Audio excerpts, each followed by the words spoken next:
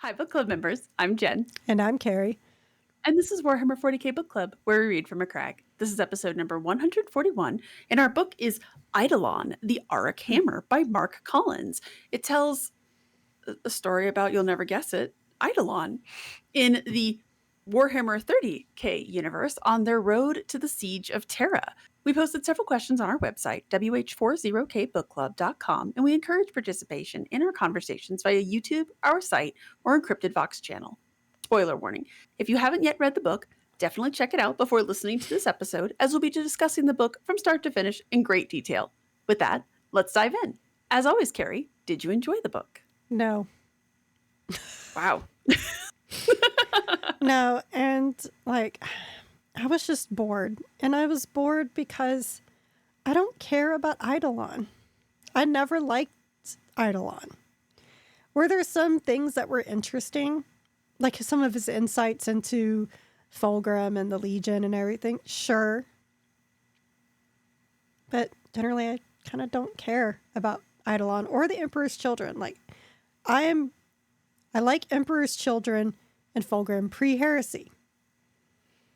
That's why I'm like Justice for Clone Grim. Not after Warhammer's favorite word, apotheosis.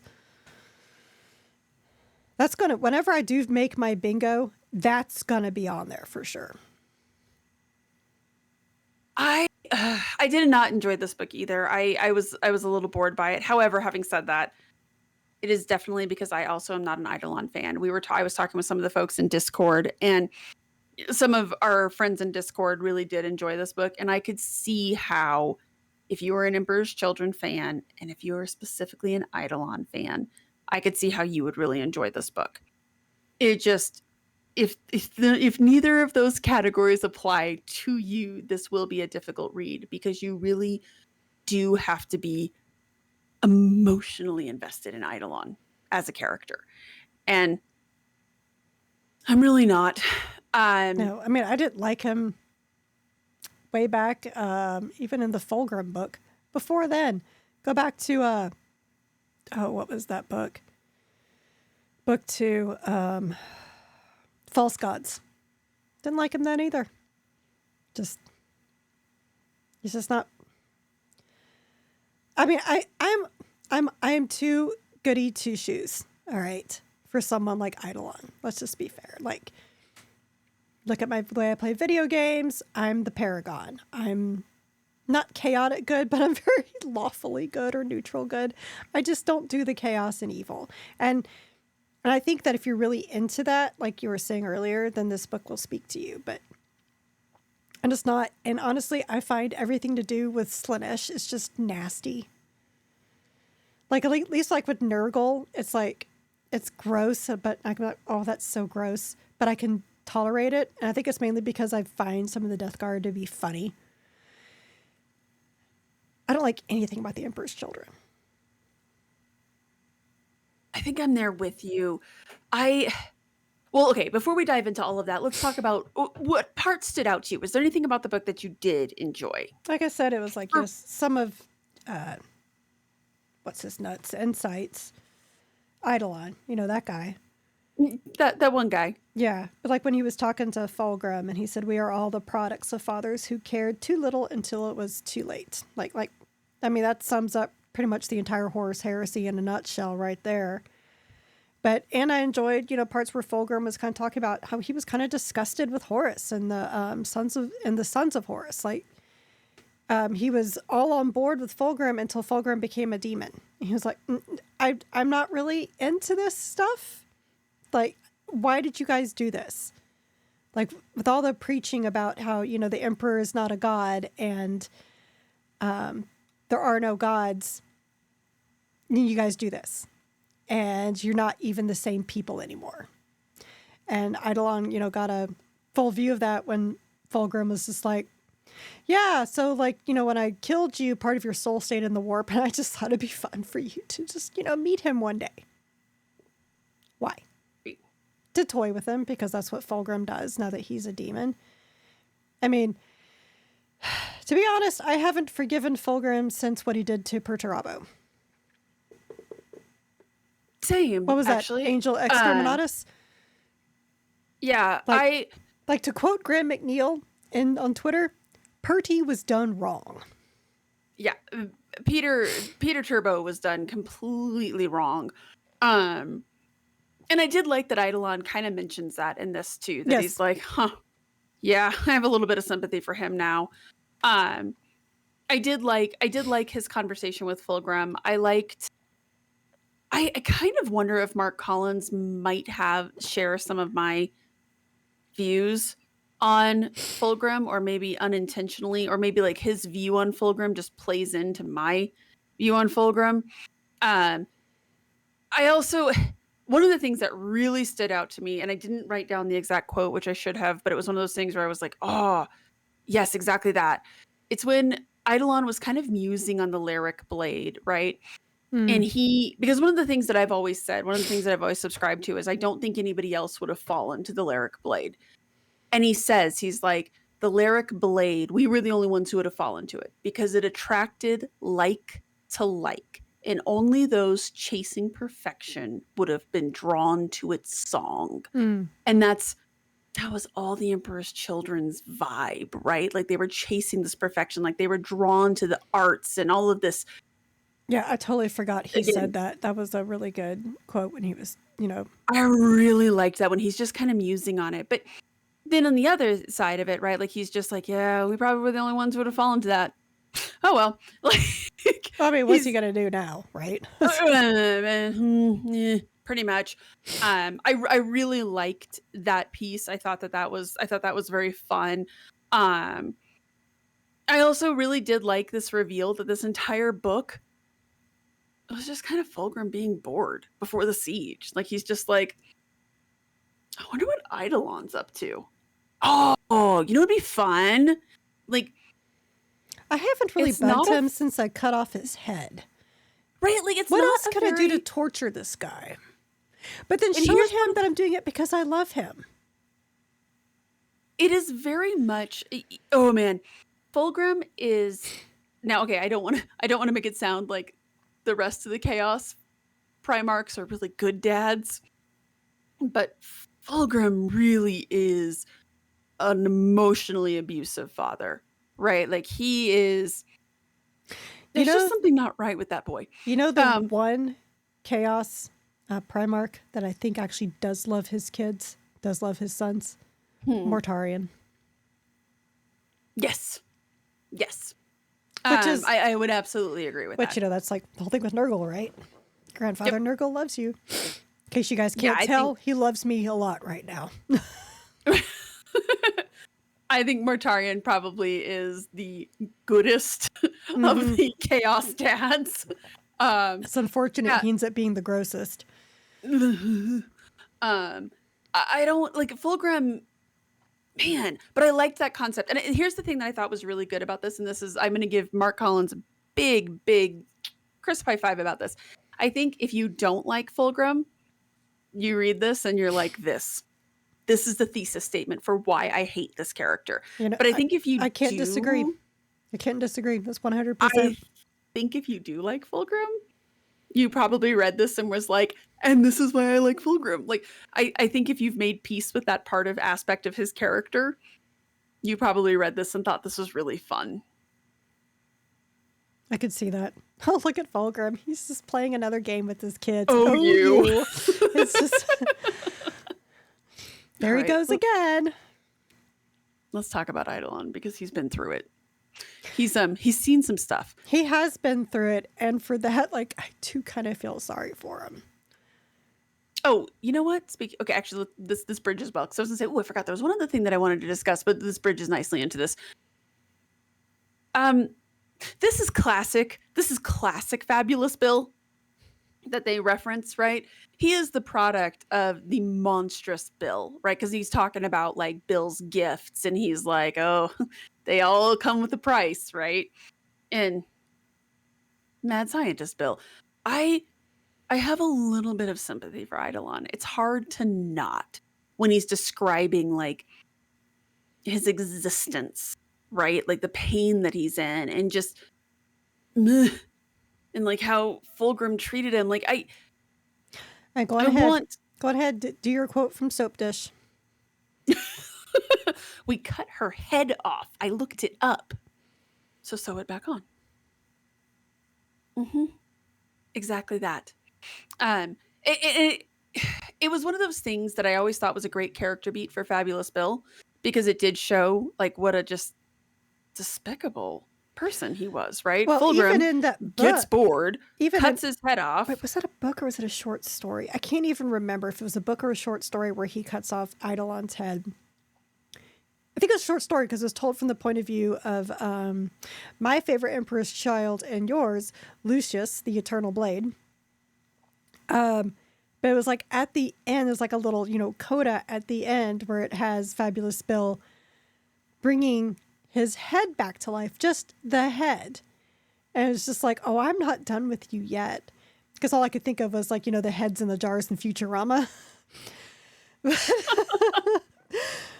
Very much so. But it's just like, man, dude, let the guy die. Just let the guy die in peace. Well, and then you have Bill, who brings him back as this prototype of the Noise Marines, the cacophony, right? When the way he describes the sax filling, and just but he had those before. He had those on Istvan 3. Yes, it just, the way that he describes it, none of it sounds pleasant. Oh God. But then he talks about just like, when he talks about the way that he lumbers and how, Fulgrim's disgusted by that, so make it better. And again, because he's a modern day Frankenstein's monster. That's actually how I imagine him lumbering. Very much so. Very much so. Very gangly. And he's rejected by his father, who then wants to love him because he's mournful. It just makes Fulgrim feel like such a child, right? Of like, I broke my favorite toy. We'll fix it. Well, now it's not the same toy, but I still love that toy, but it's broken. It's not the same thing. Like, again, I want to feel so bad for Eidolon, and he makes it so hard. He's not a likable character. He's not a likable character. No, but he never was. And to me. To me. But if you think about it, Fulgrim, like, go back to Dark Imperium, the prologue, when Reboot confronts Fulgrim. And the childish things Fulgrim was saying to him. I mean, that's just, Fulgrim's a child. And even in the Fabulous Bill books near the end, when they find Fulgrim, what's he doing? He's reenacting like a child. Yes, and that's actually one of the, I think everybody knows it kills me inside to give credit to this book, but it's actually, I think it's in Saturnine. It's one of the only good scenes in Saturnine is when Rogel Dorn is taunting Fulgrim. And he's like, you dumb idiot. You've been used as a decoy. We're killing your people because everybody else wanted to save their guys. You guys are just, you're worthless. You're worthless to the rest of the Chaos guys. And Fulgrim kind of looks around. This isn't fun anymore. He just leaves. He's kind of pouts and leaves, right? So that's why they exit the battle so early. It's a great scene where Fulgrim kind of realizes what's going on. And I don't like this anymore. I'm taking my toys and going home. But Eidolon just, I want to feel bad for him. I really do. And I just can't because he's so unlikable. And like, I think you really see that with him versus the Sons of Horus. Like, I really liked the Sons of Horus characters in this book. Really liked them. And just the way he just talks down to them. Well, yeah, because they're savages and they're beneath us. They're gangers. Which is funny considering that you find out that Eidolon's not even from, I can't remember the name of Fulgrim's planet. He's from the Sol system. He's from Uranus. I mean, he's from Uranus. From Europa. Uranus. Just that area. Well, like, yes, the moon of Europa off Jupiter. He talks about growing up on Uranus. I'm like, it's still funny, but it's even funnier that you're with Slaanesh and you grew up on Uranus. You can't tell me that was not done on purpose. I mean, it probably was. I mean, it's Warhammer 40k. It's known for its subtlety. Like, I actually was expecting the British guys, whenever they were reading those Horus Heresy and they got to Uranus, for them to say Uranus. I just expected that for them because, the hoity-toity. Nope. Uranus. Like, not even Uranus, just Uranus. All right, cool. Talk about a They planet that got a short end of the stick there. Anyway. right. Yes, I know They it was named after a Roman god. Just, move on. which fun fact, it has always been Uranus. The Uranus or Yep. Uranus pronunciations are modern because we all giggle when you say Uranus. Oh, I mean, like, again, straight up. like, don't tell me I'm dumb. I know it came after like it was a Roman Titan, if I remember correctly. It was. I get it. But the later pronunciation is straight up because we all giggle. And I think that's Yes. hilarious. Stop trying to make Uranus happen. It's not going to happen. We all want to giggle at anus. Stop it. Especially with Slaanesh. Come on, it's on brand. So here's the thing about Eidolon too that is a little interesting about him. This whole book, and this is one of the things this is actually the only part of this book that I also did find very interesting. It's kind of a commentary on the various aspects of Slaaneshi corruption. Now, I totally agree with you. They're just kind of nasty and gross. And maybe that is me just it's just hedonism. It's just straight up hedonism, right? But it's all the various aspects of the hedonistic. So there's a lot of implications of what's going on, but you see all these different people and they just can't keep their shit together, can they? Like you have him looking down on you have them all looking down because they're all just better than the sons of Horus. And yet here they are off chasing their little whims that make them happy. Yeah, they decided like pit stop at this planet. Why? Cause quite frankly, I don't like it. That's where I was made. And quite frankly, I just want to rip it down. Oh, look, the sons of Horus are here. Oh, they're so gauche. They're so gauche. And yet, none of us can keep our shit together to take over a planet. Like, I love when he gets there and he's like, oh my God, you guys haven't taken this planet over? Like, how embarrassing for you. We can take this over in like 2 hours. And they drop down. And then immediately all of the guys are just like, I want to go do that instead. I want to do this. I want to do that. I have feelings. Like everybody scatters to go off to their own little various Slaaneshy whims. Like, so I haven't read Saturnine. Actually, I only got about halfway through Solar War. So I haven't really got to see the Emperor's Children, when they landed on Terra, because I know that they apparently ran amok. Actually, I was thinking that too, actually.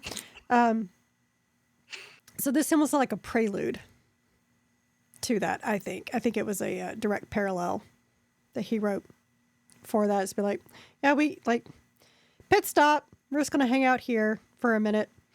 It is very much foreshadowing of like, by the way, this is what it's going to look like for these guys going forward. Okay. There will be and that is actually, there's a couple of the books in there where they really deal with this. Like there's a really great scene in one, I can't remember which book it's in, but where Perturbo is just like, okay, here is my plan. Like he's trying to give like a PowerPoint presentation of how we're going to go through. And like Fulgrim is just like, nerd, we're so bored. We just want to go do drugs and stuff. And you just feel so bad for Perturbo because you're like, oh, Pumpkin, you're just, Oh, you picked Johnny, the wrong side, my darling. You backed the wrong horse. And you can just see him. Like, that's my favorite part about the Siege of Terrors. You can just see Perturbo slowly but surely be like, oh my God, this was such a wrong decision. I hate everyone here. But not as much as he hates Rogaldorn, just so we're very clear. Feel him there. Again, though, it just, you guys are your own worst enemies. Although this is really, that just kind of goes to chaos in general. Like this is also another piece of foreshadowing, right? Because you have the sons of Horus and you have the Emperor's children. You guys are alone on a planet. We leave you alone for 10 minutes and you can't not fight each other. Nope. Wow. Well, even Eidolon was mad about it. He was kind of.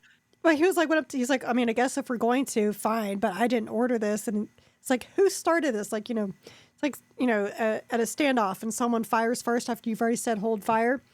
Like, who did that? He finds out it's Malachris, and he's like, but I heard you say that. And you hear everybody else go, yeah, I heard that too, but I'm pretty sure that wasn't him, so I ignored it. Malachris is just like, sorry. Like, I just really wanted to. Yep. Again, he's tweaking out. They're all various degrees. Okay. Speaking of his generals, if you would have told me at the beginning of this book, and Marc Collins, I got beef.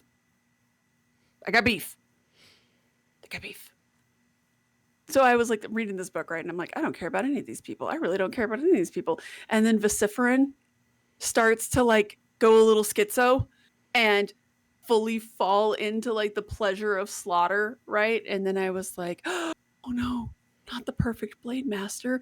And he's almost becoming like borderline core knight, but kind of more like Syrian in the Night Lords, where he's just like enjoying the pleasure of the slaughter. And then I had feels for an Emperor's Children, and I was emotionally invested in one. The only character I kind of liked was, can't even say his name, but he was the Cacophony. Yes, I know I say Cacophony because I got to separate that from cacophony. Just because he was trying to find the song. Oh, Plagueua? Yeah, sure. Plagueua, that guy. And he was just trying to find the right note for the song. And then I was like, you guys are terrifying in many, many ways. You guys are as terrifying as you are ridiculous. Let's be real about the Noise Marines. But he was actually one of the more interesting characters because he was probably the most reserved. One. Like, he was just looking for the right song. Like, he was being very... He was the the songwriter who's really, in a band that was looking for his muse and was going to stop doing the coke for a while till he could find the proper notes. Well, and that's the one that I really... I kind of liked him because I guess when I think of Slaanesh, I do not think of reserve, and he was like the most reserved of them. Like, he had this no, I'm waiting for the right notes. He kind of remind me of what's his name? Oh crap, what was his name from the Fabulous Bill series? Remember the head of the cacophony in there? Yeah, I don't remember his name though, but I know who you're talking about. Ramos. It was something Ramos. It was something like that. He reminded me of him a little bit, where he's very much more calm than you would expect. Again, I didn't like him because I don't like the Slaanesh guys, but I was intrigued. I was intrigued by his character a little bit. I mean, like, I'm not gonna lie, I don't care what happens to him after this book. But, reading the book, I was like, oh, I actually never, I don't ever actually consider, like, I don't ever think about, there are some people who are Slaaneshi worshippers who are like, no, I'm waiting. I've got patience. Like, patience doesn't strike me as a particularly Slaaneshi concept. Well, no, they can't even go straight to Terra. Pit stop. Because we have to load up on our Mountain Dew and Doritos.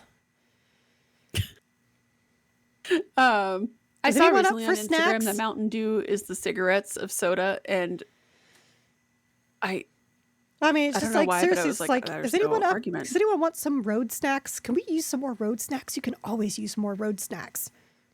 Snacks. You know what? Yeah, I think that it did kind of feel that way. Like, they're sort of stuck. Like, there's an implication that they're stuck there, right? Which they are. But they're also, I think you're kind of right, where it's like, oh, we're stuck. Oh, I could go for some Doritos and Cheetos. And they are not Mountain Dew people. These people are like Four Loko people. I don't care how expired they are. We're talking OG Four Loko. The stuff we were not drinking in college. Four Loko and Everclear. I don't know. The fact that, again, you get stuck on a planet with supposed allies and you just can't stay focused. You just can't stay focused. Sorry. Let's talk about Fulgrim and the whole Shattered Prince thing. King. First off, huh? Shattered King. Sorry, Shattered King. Were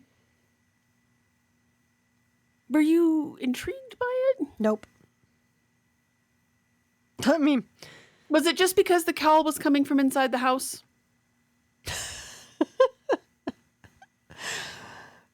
No,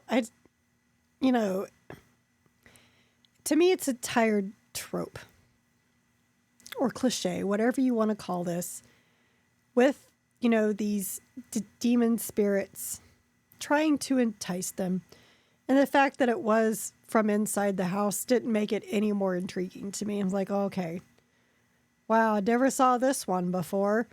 No, I have.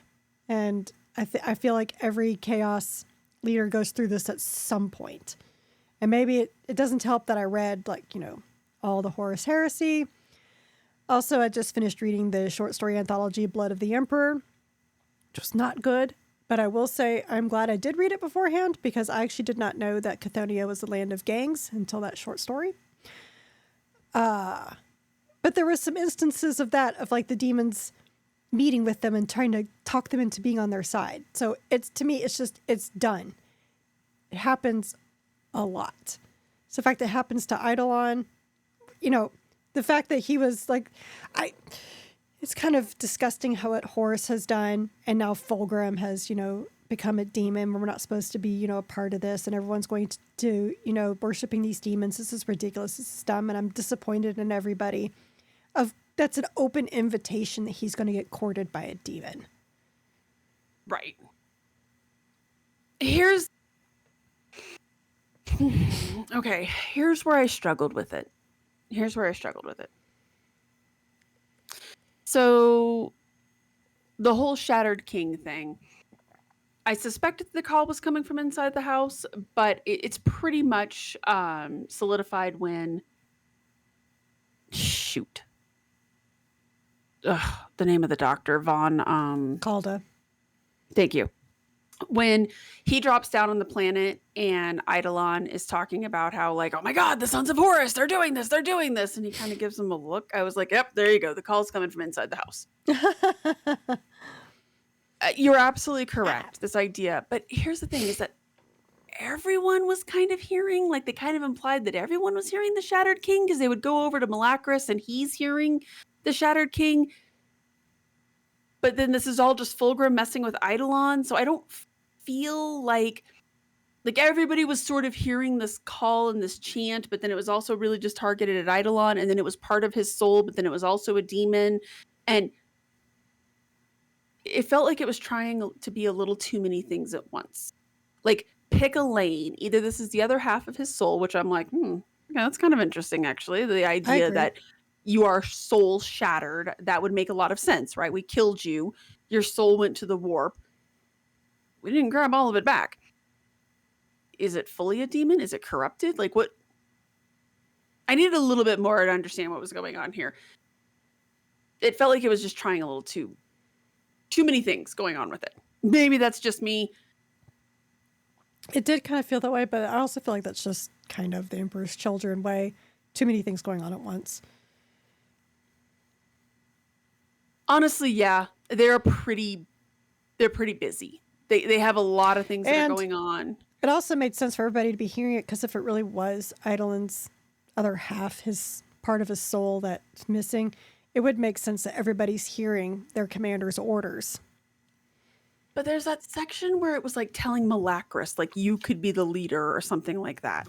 I have to go back and find the page. No, I think it was telling Vociferon that he could be the captain. Yeah, it was something like that. It was telling somebody that he could be and I'm like, wait a minute. That doesn't make sense then. So because then what I was reading it as is that Eidolon is not special. This is a demon that is legitimately trying to it's just trying to get a foothold somewhere. It's just trying to get a foothold in one of these captains to then take over this Emperor's Children's Warband, which I'm like, again, it's kind of on brand for a Slaanesh demon, right? We've seen this happen before. It kind of made sense to me because he liked Vociferon so much more than Malacris.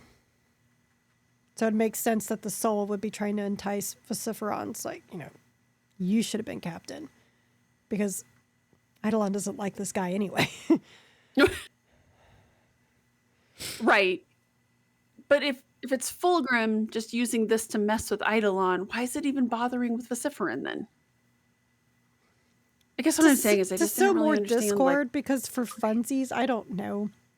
I don't you know know if we're what? supposed to know because it's Fulgrim. Honestly, that's a perfectly acceptable answer. You know, I mean, it's not, he it even doesn't work for said, me, but I could see how some people would be like, "'Cause Fulgrim." right. Yeah, Well, I mean, he that's even fair. said, you know, like, you know, it's nice of you to play the game. Helen's like, seriously, game? I was like, well, yeah, as soon as you started seeing things like changing around you, I knew that I wasn't even sure they were on the planet. I was beginning to wonder if this was like some serious peyote trip. Actually had a moment of that too where I'm like, oh, are they still in the warp? Is this all like some, yeah, exactly that. They've all gone on a walkabout. But no, I mean, I'm glad he didn't do that. I'm actually really glad that this wasn't just some mass hallucination Yep, that's acid true. trip, right? I am really glad that they were on a planet. But I don't know.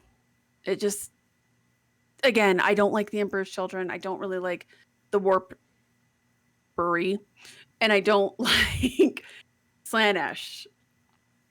So it was one of those things where, again, if you do, I can understand why you did, but for me, Right.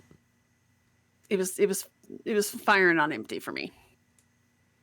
But Same. here's my big question, and I mean this for us, and I'm curious for people's thoughts in the comments as well. Did this book meaningfully add to Eidolon's mythos? I mean, he barely had one as it was, so other than the fact that, yeah, he's the guy that Fulgrim cut off his head.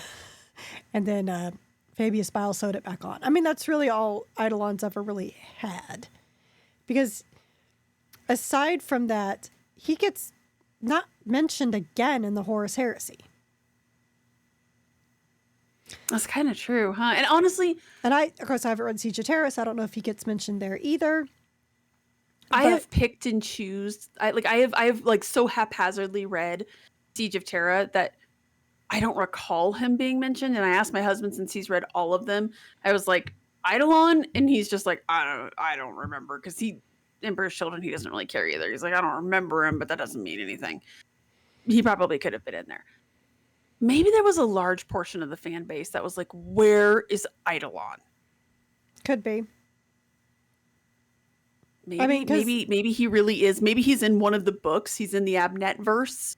Well, I mean, and everyone's like, how did he get there? But if you think about it, a lot of these books from this Horus Heresy character series have been characters that have been kind of on the fringes. Like Valdor. Because Valdor, like, he's mentioned, he's not really a big presence in the Horus Heresy most of the time. Luther. Unless you're reading the Dark Angels books, you have no idea what's going on with Luther in the Horus Heresy. There was another one. What was it? Sigismund. That's an outlier, because Sigismund actually was a pretty big part of the Horus Heresy.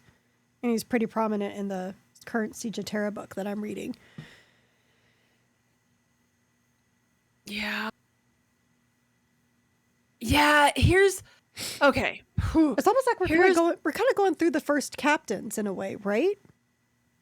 Kind of. And here's one of the things about that, though, is like, okay, so with Valdor was an interesting book, because Valdor did give a lot more color to Valdor's mythos, right? And it really explained some of the stuff that he was part of, but it also really explained a lot of the Emperor's rise to power, and it really tackled the whole Thunder Warrior thing, right? And so, and how in lockstep with the Emperor the Valdor has been for so long, right? Luther, God, Gav Thorpe just messed up because he set the expectations so high, which is not something I often say, because he's usually not my style of author. But my God, and I don't like Luther or the Dark Angels. Again, I don't know what happened there, you guys. But we understood Luther. So That much book. more. That book so wonderfully added to Luther's mythos, because not only did we learn about him as a character, we learned so much about the Dark Angels, and it really just expanded upon that, right? Like, that was really great. I felt like the Sigismund book... And we learned how he escaped. Azrael forgot to close the door behind him. Okay, he had a few things on his mind. Okay, there was a lot going on. It's true, but it's so funny. The one time I forgot to lock the door. Were you raised in a barn? Close the door behind you. I feel like that's going to be a conversation. So, here's the thing. But did anything in Sigismund add to his mythos? Not really. I mean, we learn a little bit more about him as a character, which I guess maybe this comes down to it too. Maybe this falls under that same category of like, we learn a little bit more about his characterization, I guess, but do we really learn more about his characterization, or do we just learn more about how Fulgrim feels about him? Well, if we're going to go down this route, we're going to make these books be about the first captains, like we have with Sigismund and Luther. But then there's that one about Helbrecht, which is in the character series. But I guess that's more of the 40k character series. It's not the Horus Heresy character series. So yeah, are we going to do like Abaddon? Are we going to have, which actually I wouldn't mind. That'd be interesting. Are we going to have, oh God, blanking Forix? That would also be interesting. Gosh, what are some other number one first captains? Of course, we would have to have one about Typhus. Why is it that the only first captains I know of are of the Chaos? That's interesting. Have one about Sevatar. I would read that. Read the hell out of that one. That would be a good one, especially if it's about Sevatar possibly joining the Grey Knights. Mm-hmm. Only if ADB writes it. The Knights Errant, I should say. They're not the Grey Knights yet, but I have no idea who the first captain is of Ultramarines. Probably because they're weird and they have chapter masters and shit. Oh, yes, I do. It's Marius Gage. No. That's so not cool. No. For those people who are just listening to the podcast, I am doing the Auric skull pose, skull hold, which if you know, you know. Yes. Yeah, we don't talk about that. I was like, she's going to get it. She's going to come up with it in a minute. Yeah. Anyways. Yeah, I don't know. I think that maybe Luther was maybe that was just a standout. Like maybe Gav Thorpe understood the assignment for that. And I think these Chris other Wright ones did are too just for Valdor, for sure. These others are just kind of like maybe Eidolon. Again, I would be very interested in the comments. Maybe there was a big part of the fan base that was like, how did Eidolon get to the Siege of Terra? What has he been doing? And why is he like, I guess for me, the question that I would have had maybe about Eidolon would be, what the hell is he up to in the 41st millennium? I don't know. Like we know what Typhus is up to, obviously, right? We know kind of what Erebus and Corferin are up to. They're off scheming in their own little fiefdoms, right? There's a few people that we know what they're up to. I would know. Maybe I would have been interested. Like, hey, here's what he's doing. For a book on Corferin. I feel like I already read one, and it was the Primarch novel for Lorgar. And there's that short story about Erebus. That was a great short story. I feel like I feel like I don't need to know any more about them. But I don't know. I could see how if an Emperor's Children's fan, this might have been something that was really up your alley, but I really do feel like this was a book that Emperor's Children fans need only apply. Although, agree. I will say, if you don't like the Emperor's Children, this book will reinforce that. This is not going to make you change your mind at all. Right. And is it weird to say that I mean that kind of as a compliment? Like, yeah, if you don't like them, this book is definitely going to reinforce why you should not like them. And I actually kind of mean that as a compliment. I could see this compliment because there are some factions that I don't like, but they were written so badly. Like, it's not that I changed my feeling about it. I'm just like, this didn't make me like them less. It was just like, I feel like they didn't even get a fair shake. So Right. yeah, so we've always had that with people who don't write them well, and I'm not saying that Marc Collins didn't write them well. He wrote it just fine. Just does not. It is not my cup of tea. It's too nasty. They just read like petulant, bored children to me. I Bored rich kids. bored rich kids, and yeah. The only other reason that we know like other first captains, I was just thinking, is like Ozzy Araman has his entire own series Oh, that just keeps going and going. Well, we don't going, need one going, on him. and going and going. Sorry. He's like the Energizer Bunny. Exactly. We didn't need it. We didn't need. No. Anyways, I'd read one about Savitar. Just saying. I would read about. And I'm Savitar. sure. And I can't remember what. I know that he's a con, but I can't think of which one. It's like. It starts with a J. Anyways. I suck. Talk about the Primarch or his first captain. Yeah, it's because it's Jagatai Khan and Jogel. Something like that. I'm not high. That's a thing. I wish I remembered. Well, there was Yusugai. You know what? I would read about Yusugai, the guy who sacrificed himself on the fake throne. That would be interesting too. Mm-hmm. I guess what I'm saying is there's a lot that you could be doing with this series, but this just wasn't for me. Although, I mean, they can't all be winners for us personally because, again, there are so many different factions, there's so many different tastes. Very much so. Oh, God. You know what? I'm not even going to say it because I don't want to give them ideas. Huh. Say it. But if they do one on, like, one of the perpetuals. No. What is wrong with you? I said I didn't want to say it because they might do it. Oh. Wash your mouth. That was so. I want everyone to know that though next week they are re-releasing Double Eagle because they're releasing the hardback version of Interceptor City. I was talking about it with my husband and I was like, oh, it's coming out. And he was like, oh, it's Abnet, huh? And I was like, yeah. I can't wait for the part where someone's like, remember the knots that they tied to help the Emperor? And everyone goes, yeah. And he goes, yeah. And then a portal opens up and John Grammaticus steps out to help fly an airplane. And then we just we're driving and we were just talking about all the ways in which the Abnet verse could bleed into Interceptor City and just ruin everything.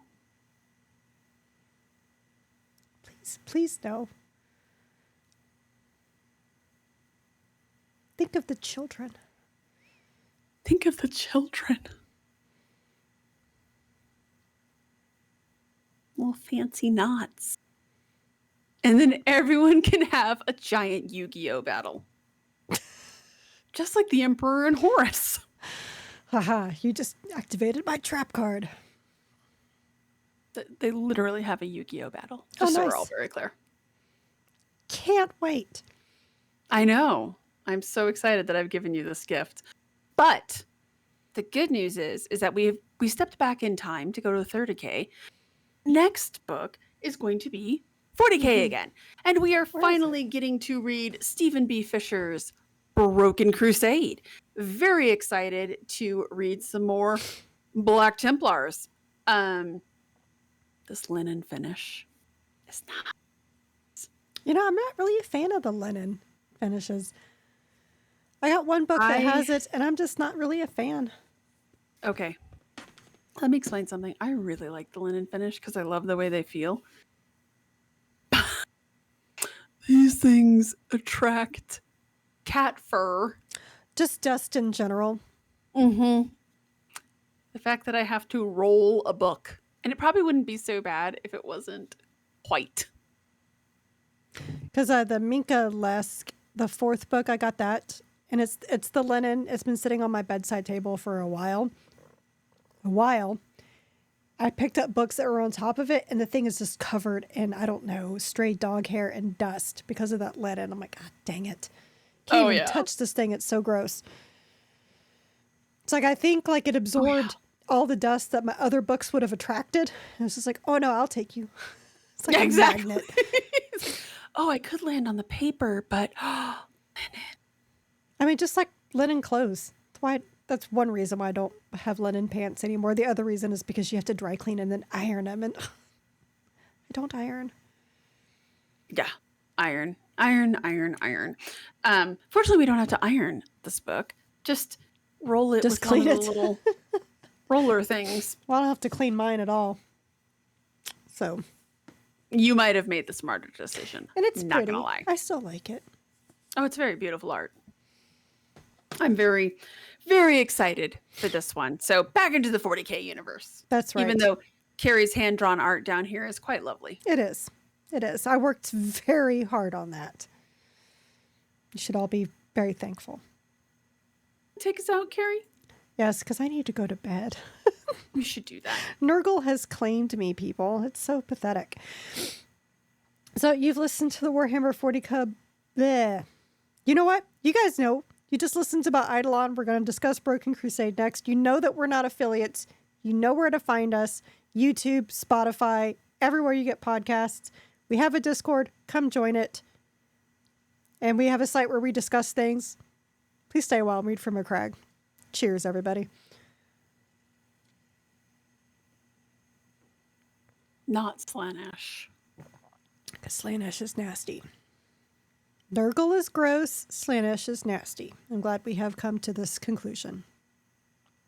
They have to call her Ms. Jackson. That's what I'm going to call Slaanesh from now on. Miss Jackson. Miss Jackson. No. They have to call her Ms. Jackson because they're nasty. That's the one I'm going to call her. That's fair. All right. Good night, everybody. Good night, everyone.